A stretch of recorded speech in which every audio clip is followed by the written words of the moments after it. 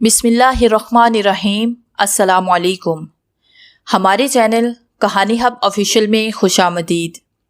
नाजरीन, मैं आज आपके लिए इंतहाई खौफनाक और दिलचस्प कहानी लेकर आई हूँ, लेकिन कहानी शुरू करने से पहले आपसे गुजारिश है कि अगर आपने हमारा चैनल सब्सक्राइब नहीं किया तो आप हमारे इस चैनल को सब्सक्राइब कर लीजिए और बेल आइकन को भी प्रेस कर लें ताकि हर नई आने वाली वीडियो बआसानी आप तक पहुँच सके। ज़ालिम मोहब्बत एपिसोड नंबर 2। मंसूर झुककर बीमार के सरहाने कुछ रख रहे थे और उनके चेहरे का एक हिस्सा साफ नज़र आ रहा था। उनके रुखसार से ज़रा नीचे किसी पुराने ज़ख्म का नन्हा निशान इतना दिलफरेब लग रहा था जैसे चांद का दाग। दादी ज़ुबैदा की आवाज़ गूंजी, मंसूर मेरे बच्चे, इधर आओ, मुझे तुम्हारा शुक्रिया अदा करना है। तुमने मुनीर की बेनज़ीर तीमारदारी करके मुझे हमेशा के लिए अपना मरहूने मन्नत कर लिया है प्यारे। मंसूर खड़ा हो गया, बुलंदो वाला कद, चेहरे पर एक शर्मीली मुस्कुराहट। फ़ौरन जाकर उन्होंने दादी ज़ुबैदा के रखसार को चूमा, फिर बोले, ये आप क्या कह रही हैं बेगम ज़ुबैदा? आप और मेरी मरहूने मन्नत, जो एहसानात आपके और मुनीर के मुझ पर हैं, उनका ख्याल करते हुए जान भी दरकार हो तो मुझे दुरैग नहीं। उनकी आवाज़ में भी हुस्न और मर्दानगी अयां थी। दादी ज़ुबैदा हंस पड़ी। उनका एक हाथ मोहब्बत से अपने रुखसार को लगाते हुए बोली, अब तक वही बचपन का भोलापन और सादगी तुम में मौजूद है। तुम मुझे इतने ही अजीज़ हो जितना मुनीर। फिर वो चचा लौज की तरफ लौटकर बोली, लौज, तुम्हें याद है मंसूर को मैं इसके बचपन में सुनहरे बालों वाला नन्हा सा हीरो कहा करती थी। जो कुछ मेरी आंखों ने उन चंद मिनटों में देखा, उस पर मैं अब तक अंगश्ते बदनिगाह थी। यकलख्त झुककर मैंने जसवती से सरगोशी की, मेरे खुदा जसवती, तुमने कभी अपालो के मुजस्मे की तस्वीर भी देखी है?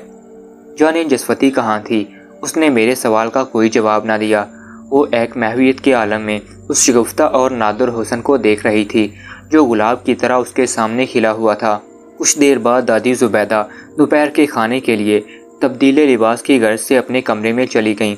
डॉक्टर गार आ गए थे। चचा लौस उनसे बातें करते हुए दरमियानी मंजिल में चले गए थे। मेरा दिल वहाँ से हटने को नहीं चाह रहा था, लिहाजा मैं वहीं जमी बैठी रही। जसवती अपने रुमाल को उंगलियों से मरोड़ती हुई इधर उधर देख रही थी और पागल सी लग रही थी। भैया मुनीर ने मुस्कुराकर जसवती की तरफ देखा और फिर बोले, जसवती, तुम्हें मंसूर याद है? जसवती ने कुछ घबरा कर मुनीर को देखा, फिर बोली, हाँ कुछ कुछ। मुनीर हंस पड़े, हम सब का बचपन था और तुम नन्हे सी थीं। ये मेरे प्यारे दोस्त हैं, मेरे बचपन के दोस्त, और अब मेरी जवानी के भी दोस्त हैं, और शायद आइंदा बढ़ापे के भी दोस्त। ये सुनकर जसवती ने अपना सफ़ेद नन्हा सा हाथ अपालो के मुजस्मे की तरफ बढ़ा दिया। फिर मुनीर बोले, ये खातून रूही हैं मंसूर। रूही प्यारी, तुम मंसूर से मिलकर बेहद खुश होगी। ये बहुत जिंदा दिल और बातूनी इंसान है। मेरी दिली तमन्ना है कि तुम सब एक दूसरे के रफ़ीक बनो। मुनीर चहचहा रहे थे और उनके रवायती हुस्न में दौरान गुफ्तगू चार चांद लग गए थे। मंसूर मुस्कुराकर कह रहे थे, मुझे बेहद खुशी है कि आप दोनों मेरे दौरान क़याम ही मैं साहिल अलमास से तशरीफ़ ले आईं। ये मेरी खुशकिस्मती है। कुछ देर इधर उधर की बातें होती रहीं। मैं हमेशा बरकी खनक कमरों से उकताहट महसूस करती हूँ और खुली फ़िज़ा में रहना पसंद करती हूँ। लिहाजा मैं दरवाज़ा खोलकर बाहर जाने वाली थी कि जसवती ने मुझे रोक दिया। रूही, बैठी रहो, कहाँ जा रही हो? बाहर नीले आसमानों तले खुली फ़िज़ा में। मैंने कहा, कुछ देर के लिए ठहर जाओ रूही। मुनीर ने कहा, तुम लोगों की मौजूदगी मेरे लिए मसीहाई का काम करती है। और जसवती प्यारी, तुम इतनी खामोश क्यों हो? तुम दोनों हस्बे आदत हंसो बोलो तो मैं तो जल्द ही तंदुरुस्त हो जाऊंगा। ये सुनकर मैं वापस आ गई और मुनीर के करीब जा बैठी। उनका एक हाथ लेकर मोहब्बत से दबाया। बोली, मैं यही रहूँगी भैया। आजकल हम सब की एक ही ख्वाहिश है कि तुम जल्द सेहतयाब हो जाओ। ये कहते हुए मैंने नज़र उठाकर जसवती को देखा। जाने उसे क्या हो गया था, पागल लग रही थी। इधर उधर घबराई दीवानों की तरह देख रही थी। मुझे उसकी ये अदाएं सख्त नागवार गुजरीं। ज़रा बुरा मनाकर बोली, जसवती, तुम मुझे ऐसे लग रही हो जैसे पिंजरे में मुकीद मीना होती है।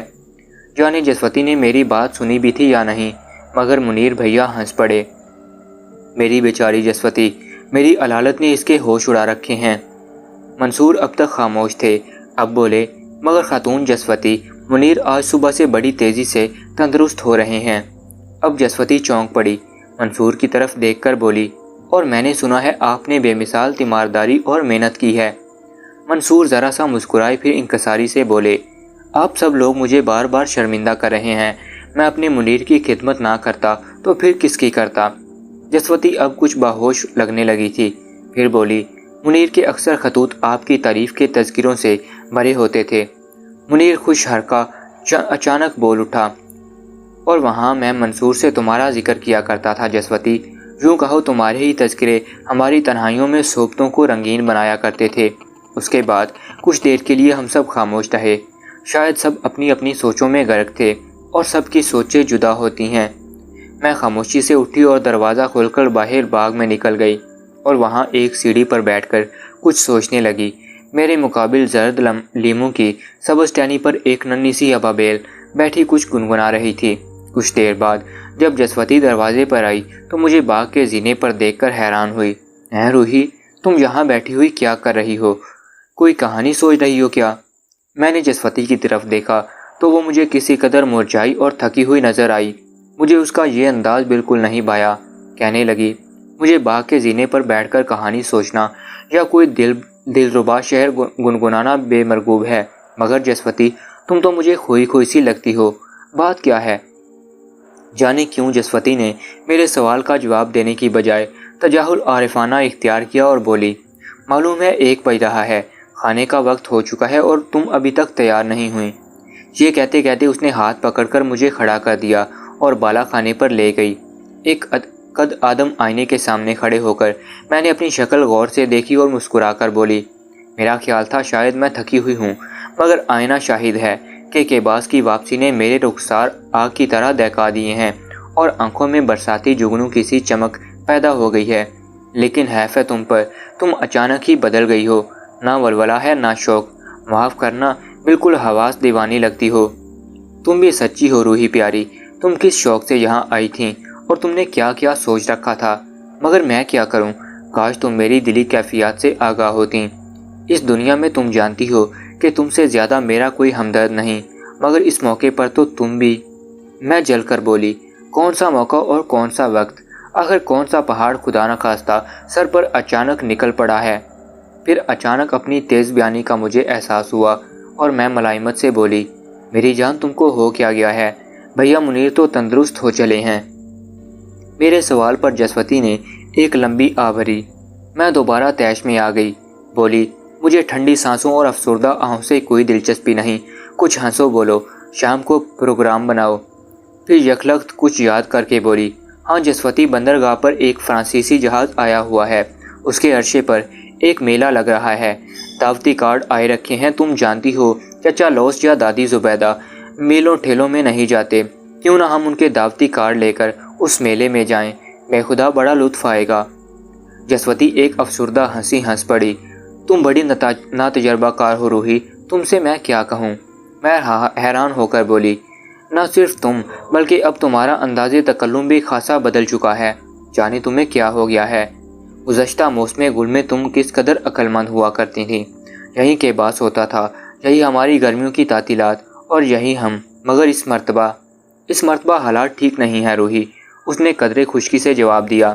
میں جانتی ہوں، میں نے کہا، اس مرتبہ بھیا منیر کی علالت نے پورے خاندان کو پریشان کر رکھا ہے، لیکن ڈاکٹر گار اور ڈاکٹر منصور کا خیال ہے کہ اب بھیا منیر اچانک روبے صحت ہو گئے ہیں۔ ہاں جسوتی، تم نے ڈاکٹر منصور کو دیکھا؟ بے مثال حسن پایا ہے اس شخص نے۔ جب میں 6ٹھی کلاس میں تھی تو میرے دین یاد کے استاد نے ایک دفعہ کہا تھا کہ حضرت یوسف علیہ السلام ہماری اس دنیا کے حسین ترین جنٹل مین تھے۔ جسوتی کھلکھلا کر ہنس پڑی، تمہاری باتوں کا جواب نہیں روحی پیاری، وہ نبی تھے، جنٹل مین کیا، نبی کہو نا۔ میں ذرا خسیانی ہو کر بولی، جنٹل مین ہی نبی بن سکتے ہیں نا، معمولی یا عام انسان تو نہیں۔ پھر کچھ سوچ کر بولی، جسوتی تم کہہ رہی تھی اس سال حالات نادرست ہیں، مگر ان حالات میں ہم سب بھی ملوث ہیں، ایک تم پر کیا منحصر ہے، تم کن سوچوں میں غرق رہتی ہو؟ زندگی کبھی ہموار نہیں جاتی روحی۔ میں چونک پڑی، جسوتی سے مجھے اس قسم کے جملے کی توقع نہ تھی، لہٰذا ذرا برا مان کر بولی، تم فلسفیوں جیسی خشک اور ڈراؤنی باتیں کرنے لگتی ہو۔ پھر دریچے میں سے باہر جھانک کر بولی، حالانکہ آج کا موسم شاعرانہ لہجوں کے قابل ہے۔ دیکھو کیا کالی گھٹا اٹھ رہی ہے، ابھی یہ گلابی رنگ کی دوپہر کاسنی رنگ کی ہو جائے گی۔ میں تو شعر و ادب والی عورت ہوں، پاگل لڑکی، مجھ سے شاعرانہ باتیں کیا کرو۔ چلو لباس خانے میں جلدی سے کپڑے بدلو، ایوان طعام میں سب ہمارے منتظر ہوں گے۔ کوئی شوخ رنگ کا لباس پہنو، کنگور گٹائیں اٹھ رہی ہیں۔ یہ کہہ کر میں نے اسے لباس خانے میں دھکیل دیا اور خود بننے سنورنے کے لیے آئینے کے آگے جا کھڑی ہوئی۔ ہم دونوں تبدیلی لباس کے بعد جلد از جلد سینے طے کر کے نچلی منزل کے ایوان طعام میں جا پہنچیں۔ آسمان پر گنگور گٹائیں چھا رہی تھیں، ہواؤں میں بارش کی نمی کی مہک پھیلی ہوئی تھی اور دوپہر کاسنی رنگ کی ہو رہی تھی۔ کمرہ طعام انواع و اقسام کے لذیذ کھانوں کی انتہا انگیز خوشبوؤں سے مہک رہا تھا۔ لمبی میز پر برف جیسی سفید لیس کی چادر پڑی ہوئی تھی اور جگہ جگہ نقرئی گلدانوں میں تازہ گلاب اپنی پیاری خوشبوئیں بکھیر رہے تھے۔ دمکتے ہوئے برتنوں میں باغ کے موسمی پھل لگے ہوئے تھے۔ دیوانوں پر ٹیسپڑی میں جگہ جگہ کہیں ڈاؤنچی کی تصاویر لگی ہوئی تھیں اور کہیں چغتائی آرٹ کے قد آدم تصاویر آویزاں تھے۔ کمرے کے منقش دروازے اور فرانسیسی دریچے کھول دیے گئے تھے اور سامنے موجیں مارتا ہوا نیلا سمندر نظر آ رہا تھا، جس پر کالی گھٹا تنی کھڑی تھی، پر بوندا باندی بھی نہیں پڑی تھی۔ اگرچہ کہ آج اس دوپہر کو گزرے مدت ہو گئی، وقت اور زمانہ بیت چکا ہے، مگر آج بھی مجھے تفصیلات یوں یاد ہیں جیسے کل کی بات ہو۔ وہ یاد ایام گزشتہ۔ کھانے کی میز پر کئی لوگ تھے۔ چچا لوس کے سیکرٹری کے علاوہ دادی زبیدہ کی کئی سہیلیاں اور چچا لوس کے دوست بھی موجود تھے۔ دادی زبیدہ لمبی میز کے سرے والی کرسی پر ایک ہلکی گلابی رنگ کے لباس میں متمکن تھیں۔ آج انہوں نے بال بالکل نئی وضع کے بنائے ہوئے تھے، جو شاید کبھی مغلیہ عہد میں گرمیوں کے موسم میں مغل شہزادیاں بنایا کرتی تھیں۔ صنوبر ان کی کرسی کے قریب گلاس پاس لیے کھڑی تھی۔ حبشی ملازم بھاپ اڑاتی ہوئی کھانے کی رکابیاں ہاتھ میں تھامے حکم کے منتظر دروازے میں کھڑے تھے۔ یہ سما دیکھ کر میں دل ہی دل میں ڈری کہ کہیں ہمارا انتظار نہ کیا جا رہا ہو۔ میں بھاگی گئی۔ تسلیم دادی جان پیاری، آپ تو بڑی پیاری لگ رہی ہیں، ہمیں دیر تو نہیں لگی نا؟ صرف 2.5 منٹ کی، انہوں نے کہا۔ وہ وقت کا ہر وقت اندازہ لگاتی رہتی تھیں، یہی ان کی عادتیں تھیں۔ جسوتی نے جاتے ہی دادی زبیدہ کو پیار کیا۔ تسلیم، میں معافی چاہتی ہوں دادی جان پیاری، ہم 2.5 منٹ دیر میں پہنچیں۔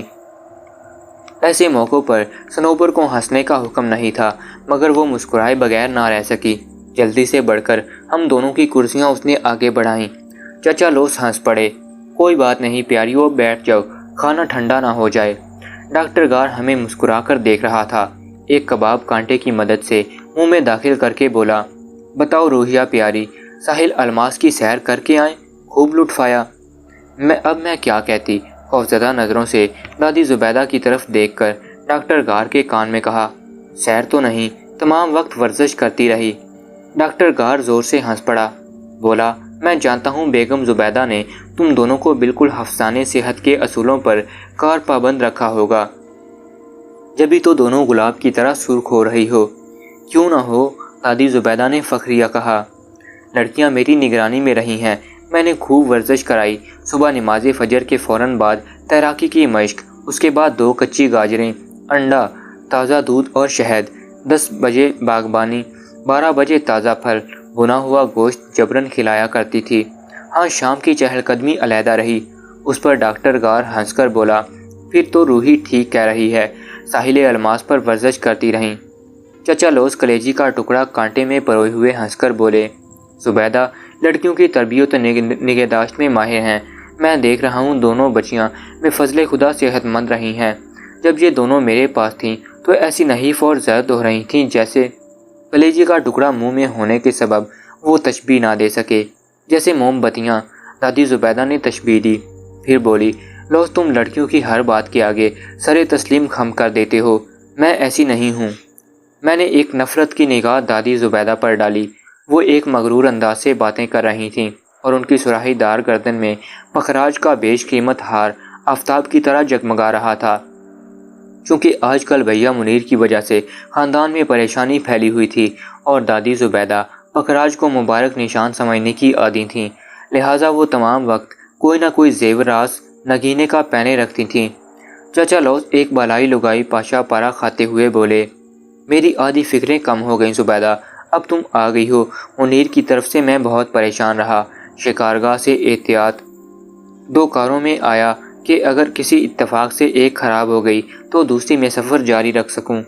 دادی زبیدہ نے بڑی نزاکت سے زانو پوش سے اپنے ہونٹ چھوئے، ڈاکٹر غار کی طرف دیکھ کر بولیں، ڈاکٹر غار آپ کا کیا خیال ہے؟ منیر اس ماہ کی 24-25 تک تندرست ہو جائیں گے نا؟ انشاءاللہ مادام، اگر حرارت گھٹ گئی تو پھر فکر کی کوئی بات نہیں، آپ سب کی آمد نے مسیحائی کا کام کیا ہے، جوان جلد تندرست ہو جاتا ہے۔ بات یہ ہے کہ میں اس کی صحت یابی کے بعد جلد سے جلد منگنی کا باقاعدہ اعلان کر دینا چاہتی ہوں اور اخبارات میں اطلاعات بھجوا دینا چاہتی ہوں۔ بادل بڑے زور سے گرجا، جیسے ابھی کڑک کر بجلی گر پڑے گی۔ میں نے جسوتی کی طرف دیکھا، وہ اپنی پلیٹ پر جھکی ہوئی تھی۔ چچا لوز اپنی چھوٹی بہن کے آگے ہمیشہ نہایت معصوم بلکہ مظلوم سے معلوم ہوا کرتے تھے۔ انہوں نے اقرار کر لیا کہ یہ قصے تم ہی نمٹاؤ گی زبیدہ، یہ بکھیڑے مجھ سے نہیں ہونے کے۔ اور کیا؟ دادی نے فرمایا، میں کیا تمہیں نہیں جانتی لوز؟ سر جعفر خاموشی سے کھانا کھا رہے تھے، اس ذکر پر بولے، منگنی کی اطلاع کے ساتھ شاید اخبار والے شادی کے سلسلے میں بھی کوئی بات معلوم کرنا چاہیں۔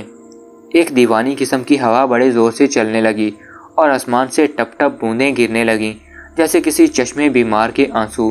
موسم کی اس اچانک تبدیلی پر میں نے گھبرا کر جسوتی کو دیکھا۔ دادی جان نے سر جعفر کو دیکھتے ہوئے کہا، اخبار والوں کا کیا ہے، وہ اپنی خبروں میں تفصیل اور دلچسپی کے خواہاں ہوتے ہیں، شادی تو ایسی جلدی شاید نہ ہو سکے، آخرکار تیاریوں میں بھی کئی مہینے لگ جائیں گے، منگنی کی اطلاع پہلے ہی چھپ جانی چاہیے۔ اب بارش کی بڑی بڑی بوندیں رک چکی تھیں اور بادل سمندر کی طرف اڑے جا رہے تھے۔ جسوتی کی شادی کے تذکرے میرے لیے خوشگوار نہیں تھے۔ میں کچھ افسردہ سی ہو گئی اور کھانا ختم کرتے ہی صحن گلستان میں چلی گئی اور دھوپ کھڑکی کے پاس سنگ مرمر کی ایک ننھی سی چبوتری پر جا بیٹھی۔ میرے آگے شاہ بلوت کی ایک جھکی ہوئی ٹہنی پر سبز کا ایک نوخیز جوڑا بیٹھا سرگوشیوں میں باتیں کر رہا تھا۔ اتنے میں جسوتی بھی باہر نکل آئی۔ جسوتی، میں نے اسے آواز دی، دیکھو وہ دوپہر کتنی حسین ہے، ادھر آ بیٹھو، میں بلبل کی نغمہ سرائی سننا چاہتی ہوں۔ وہ برآمدے میں چپ چاپ بت کی طرح کھڑی مجھے دیکھتی رہی۔ میں نے حیران ہو کر کہا، تم ایسی اداس کیوں ہو؟ وہ نیچے اتر آئی، میرے پاس پہنچ کر بولی، روحی، تم نے وہ گفتگو سنی جو کھانے کے دوران ہوئی تھی؟ ہاں سنی ہے، پھر؟ جسوتی کہنے لگی، یہ گفتگو مجھے بہت ناگوار گزری، آخر دادی زبیدہ میری شادی کیوں کرنا چاہتی ہیں؟ تو جسوتی، میں نے کہا، یہ کوئی نئی بات تھوڑی ہے جو تم اتنی پریشان ہو رہی ہو، بھیا منیر تمہارے بچپن کے منسوب ہیں، تم سے محبت کرتے ہیں۔ ان کی مسکراتی سیاہ آنکھیں، شاروں کی سی ادائیں، عاشقوں جیسا زرتی مائل خوبصورت چہرہ اور نیازمندانہ انداز گفتگو، اس پر مستزاد تمہارے ابن ام۔ جسوتی کو غصہ آ گیا، قطع کلام کر کے کہنے لگی، ان میں اتنی حسین چیزیں موجود ہیں تو میری جگہ تم کیوں نہیں لے لیتی؟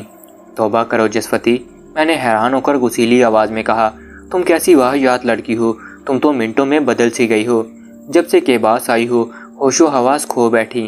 مجھے منیر سے کیا واسطہ؟ مزید برآں میں انہیں اپنے لیے تو کسی صورت پسند نہیں کرتی، وہ ہزاروں میں ایک صحیح، پر میں جن اوصاف کی شیدائی ہوں وہ تو اور ہی ہیں۔ اللہ، بیچارے جنرل ہارلی، خدا انہیں صحیح و سالم وطن لے آئے۔ میں تو ہارلی جیسے انداز پسند کرتی ہوں۔ جانے تمہیں اس موسم گل میں کیا ہو چکا ہے، بہکی بہکی باتیں کرتی رہتی ہو۔ پچھلی گرم بہاروں میں تم کس قدر باشعور اور عقل مند لڑکی ہوا کرتی تھی، یہ مجھے معلوم ہی نہیں تھا کہ تم بھیا منیر کو قبول کرنے میں پس پیش کرو گی۔ میرے لیے یہ ایک حیران کن خبر ہے۔ جسوتی کچھ بوکھلائی ہوئی نظر آنے لگی، گھبرا کر بولی، نہیں نہیں، یہ بات نہیں ہے روحی، بقول تمہارے مالک، مجھے جانے کیا ہو گیا ہے، آخر اس کا نتیجہ کیا ہوگا؟ میں متعجب ہو کر پوچھنے لگی، نتیجہ کس کا؟ جسوتی، آخر ان تمام باتوں کی کوئی وجہ تو ہونی چاہیے نا، تم بچپن سے اپنے سارے راز مجھ سے کہنے کی عادی ہو، بڑی شرم کی بات ہے کہ ایسے نازک موقع پر مجھ سے کچھ پوشیدہ رکھنا چاہتی ہو۔ جسوتی یکلخت بولی، کچھ نہیں روحی، نہ کوئی راز ہے نہ کوئی پوشیدگی، یہ محض میری بے وقوفی ہے، سراسر بے وقوفی۔ یہ تو ظاہری ہے، لیکن اس بے وقوفی کی کوئی وجہ بھی تو ہوگی نا، میں پوچھنے لگی۔ بے وقوفی کی کوئی وجہ نہیں ہوا کرتی روحی، بس ہے کیا، میں چڑھ کر بولی، تم نے مجھے بھی اپنے جیسا احمق سمجھ لیا ہے کیا؟ تم تو خفا ہو گئی، جسوتی نے کس قدر بے چین ہو کر کہا۔ شادی سے میں کچھ گھبرا سا رہی ہوں۔ تم کیا اتنا نہیں کر سکتی کہ اس شادی کو چند مہینوں کے لیے رکوا دو؟ اب تو میری حیرت کی انتہا نہ رہی۔ جسوتی، تمہاری شادی ایک تاریخی شادی ہے اور نواب لوس کے خاندان کی سب سے زیادہ ضروری شادی۔ ریاست کی تمام ذمہ داریاں تم پر عائد ہوں گی۔ تم احمقانہ باتیں نہ کرو۔ تم منیر کی بیوی بن کر رہو گی۔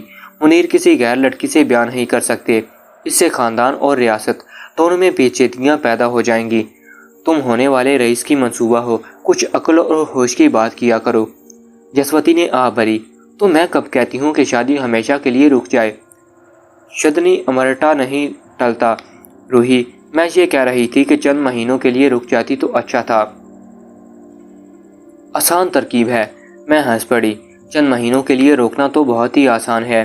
وہی میری ترکیب استعمال کرو، تیرے بے ہدف ہے، بیمار پڑ جاؤ۔ جسوتی ہنسنے لگی، تمہاری تو ایسی ہی باتیں ہوتی ہیں۔ اب میں تم سے چالاکیاں کہاں سے پیدا کروں؟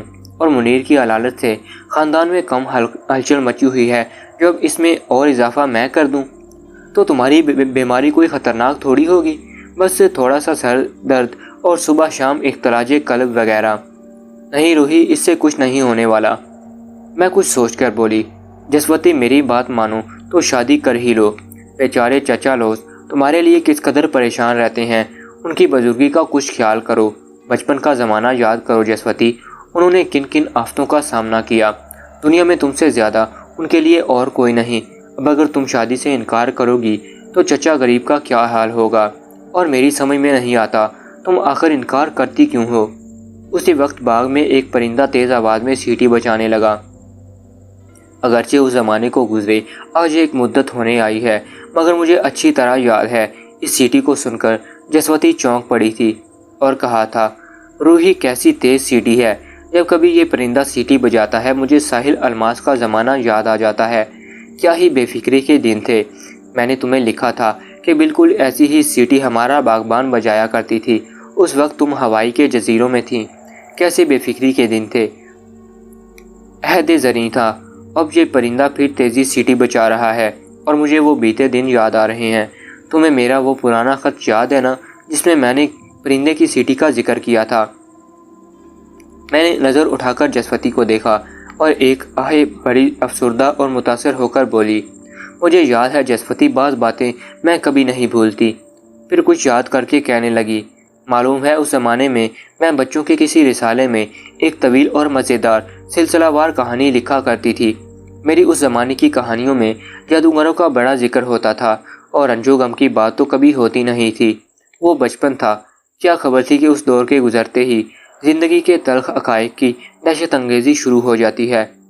میرا جملہ ابھی ختم نہ ہوا تھا کہ کالی گھٹاؤں میں یکلخت بجلی کوندی اور اس گڑب کا کڑاکا ہوا کہ ہم دونوں کے دل دہل گئے۔ میں نے خوفزدہ ہو کر کہا، چلو اندر چلتے ہیں، ایسا نہ ہو گھنگور رگٹا پھٹ پڑے اور ہم پر چھاجوں پانی برسنے لگے۔ جانتی ہو نا، بادل کا پھٹنا خطرناک ہوتا ہے۔ جسوتی گھبرا کر کہنے لگی، مجھے تم یوں موسموں سے ڈرایا نہ کرو روحی، کیونکہ ایسے موسم انسانی زندگی میں بھی آتے رہتے ہیں۔ دوستوں، امید ہے کہانی ظالم محبت کی دوستی قسط آپ کو پسند آئی ہوگی، تو آپ سے گزارش ہے کہ اس ویڈیو کو لائک کریں، اور اگر آپ اسی طرح کی اچھی اور کہانیاں بھی سننا چاہتی ہیں تو ڈسکرپشن میں موجود لنک سے اردو کہانی ورلڈ چینل کو بھی ضرور سبسکرائب کریں۔ تو پھر ملیں گے اس کہانی کی تیسری قسط کے ساتھ، تب تک کے لیے اللہ نگہبان۔